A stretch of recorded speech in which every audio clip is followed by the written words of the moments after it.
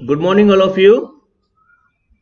आज हम लोग डीएलएड सेकेंड सेमेस्टर की इस ऑनलाइन क्लास में सामाजिक विज्ञान में इतिहास विषय के अंतर्गत सैयद वंश और लोदी वंश के विषय में पढ़ेंगे।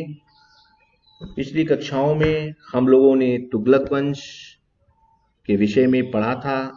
आज हम लोग सैयद और लोदी शासकों के बारे में जानेंगे।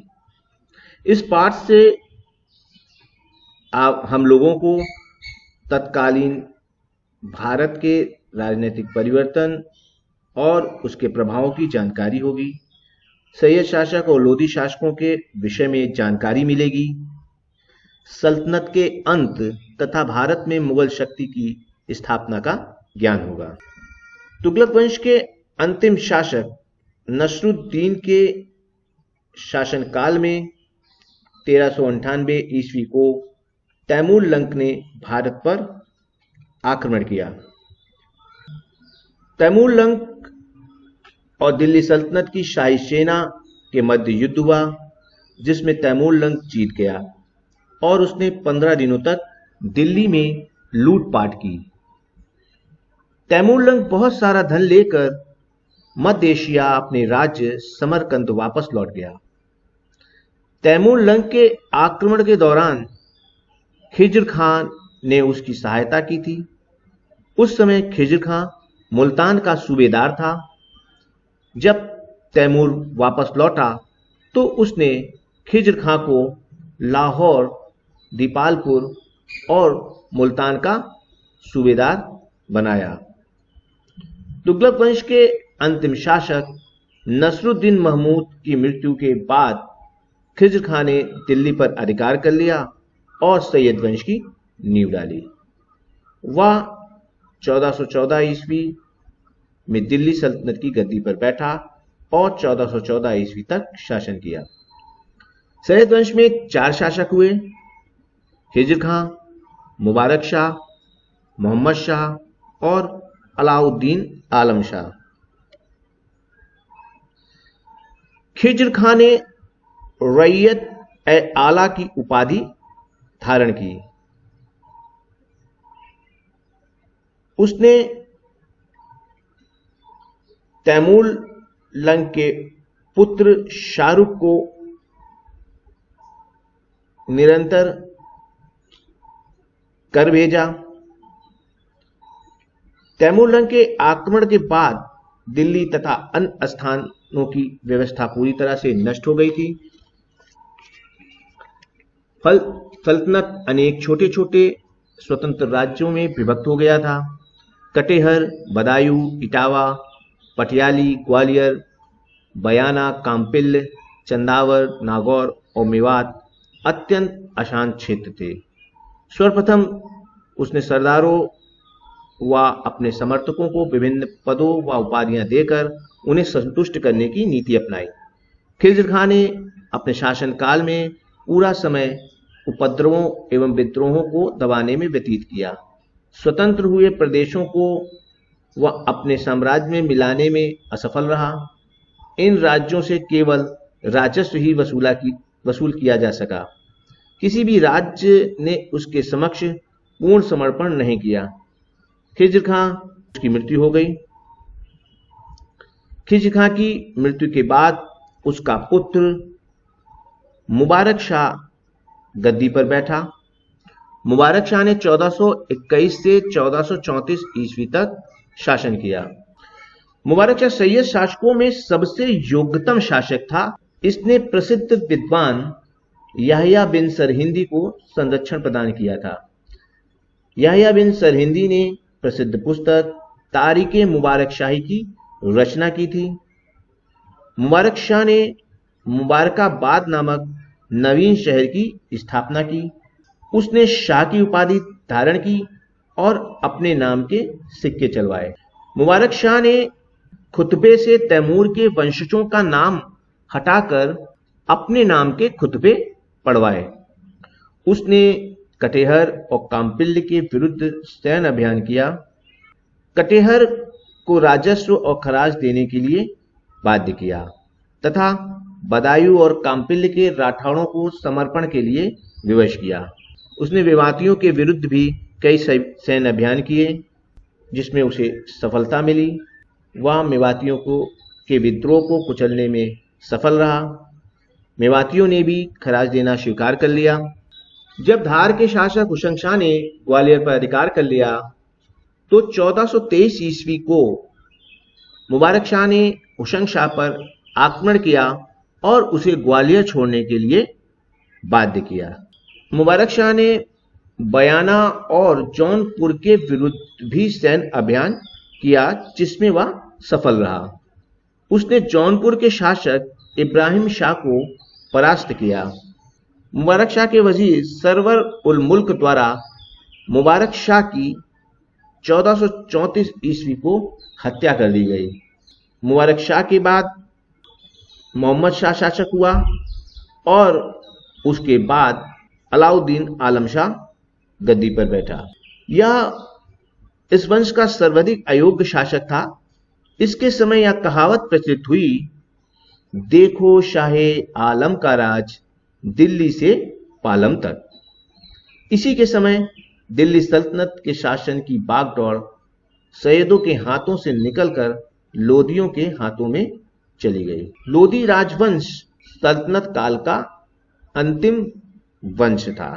लोदी वंश में 3 शासक हुए, बहलोल लोदी, सिकंदर लोदी और इब्राहिम लोदी। 1451 ईस्वी को दिल्ली के अमीरों ने सरहिंद के सूबेदार बहलोल लोदी को दिल्ली के सिंहासन पर बैठाया।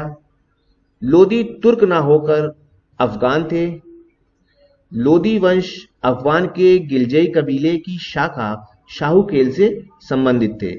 इन्होंने 1451 ईस्वी से 1526 ईस्वी तक 75 वर्षों तक शासन किया। जब बहलोल लोदी शासक बना तो उसने सल्तनत को संगठित करने का प्रयास किया। वह सरल और आडंबरहीन शासक था। उसने अफगानों के बंधुत्व सिद्धांत के अनुसार शासन करना प्रारंभ किया। उसने भाईचारे और समानता की नीति का अनुसरण किया। वह अपने अमीरों के सम्मुख कभी भी सिंहासन पर नहीं बैठता था। जब उसके अमीर खड़े रहते थे तो वह खड़ा रहता था और जब उसके अमीर बैठते थे तभी वह बैठता था। यदि संयोगवश कोई अमीर रूठ जाता था तो उसे मनाने और शांत करने का वह भरकस प्रयास करता था। जौनपुर के शर्की शासक हुसैन शाह शर्की को परास्त कर जौनपुर को दिल्ली सल्तनत में मिलाना बहलोल लोदी की महत्वपूर्ण उपलब्धि थी। बहलोल लोदी ने अपने पुत्र बारबाग शाह को जौनपुर का राज्यपाल नियुक्त किया। बाद में यह राज उसे दे दिया गया। ग्वालियर के विरुद्ध सैन्य अभियान बहलोल लोदी का अंतिम सैन्य अभियान था।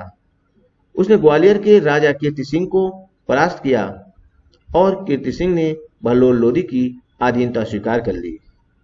कीर्ति सिंह ने 80 लाख टंका नजराना भेंट में बहलोल लोदी को दिया। बहलोल लोदी ने दिल्ली सल्तनत के शासकों में सर्वाधिक समय 38 वर्ष तक शासन किया। उसने अपने लंबे शासनकाल में दिल्ली सल्तनत की खोई हुई प्रतिष्ठा को पुनर्स्थापित किया। उसकी मृत्यु तक उसका साम्राज्य पंजाब से लेकर बिहार तक विस्तृत था। उसने बहलोली नामक सिक्के भी चलाए थे, जैसा कि हम चित्र में देख सकते हैं। आपको दिखाई देगा कि ये 2 सिक्के, ये बहलोली सिक्का है जो कि अकबर के पहले तक उत्तरी भारत में विनिमय का मुख्य साधन था। उसकी मृत्यु के बाद उसका पुत्र निजाम खां सिकंदर लोदी के नाम से 1489 ईस्वी को लोदी वंश का सुल्तान बना। सिकंदर लोदी एक सुनारिन माता जीबा खां का पुत्र था। उसने सिंहासन पर बैठना प्रारंभ किया जबकि उसका पिता कालीन पर बैठता था। सिकंदर लोदी की मुख्य सफलता अफगान सरदारों को नियंत्रण में रखने की थी। गद्दी पर बैठते ही सिकंदर लोदी ने सर्वप्रथम अपने प्रतिद्वंदियों का दमन किया। इसके बाद अन्य विद्रोहियों के विरुद्ध सैन्य अभियान किया। तथा उन्हें पराजित कर दिल्ली सल्तनत में उनके राज्य को मिला लिया। तैमूर के आक्रमण के बाद दिल्ली सल्तनत की सीमा की अधिकतम वृद्धि इसी के शासनकाल में हुई। सिकंदर लोदी ने बयाना पर आक्रमण करके उसके शासक अशरफ को आत्मसमर्पण के लिए बाध्य किया और बयाना को अपने साम्राज्य में मिला लिया। उसने बजगोती राजपूतों के विरुद्ध भी सैन्य अभियान किया, जिनका नेतृत्व जोगा कर रहा था। जोगा ने भागकर शर्की शासक हुसैन शाह शर्की के यहाँ शरण ली। सिकंदर लोदी ने जोगा के समर्पण के लिए हुसैन शाह शर्की से कहा, किंतु उसने इसके लिए मना कर दिया। अतः सिकंदर ने उस पर आक्रमण कर दिया। हुसैन शाह शर्की ने भागकर बिहार में शरण ली, तो सिकंदर लोदी ने बिहार पर भी आक्रमण कर दिया और बिहार पर अपना अधिकार करके उसे दिल्ली सल्तनत में मिला लिया। हुसैन शाह ने भागकर बंगाल के शासक अलाउद्दीन की शरण ली, इसलिए सिकंदर लोदी ने उस पर भी आक्रमण कर दिया। बाद में अलाउद्दीन और सिकंदर लोदी के मध्य समझौता हो गया तथा बिहार को सिकंदर लोदी के राज्य की सीमा स्वीकार कर लिया गया तथा दोनों पक्षों ने एक दूसरे के राज्य पर आक्रमण न करने का निर्णय लिया। सिकंदर लोदी की सबसे बड़ी उपलब्धि राजपूत राज्यों पर नियंत्रण स्थापित करने की थी। उसने ग्वालियर, धौलपुर और मंदराचल के विरुद्ध सैन्य अभियान किया, जिसमें उसे सफलता प्राप्त हुई। उसने मालवा के विरुद्ध भी अपना अभियान किया और उस पर अपना प्रभाव स्थापित किया। सिकंदर लोदी धार्मिक दृष्टि से असहिष्णु और धर्मांध शासक था।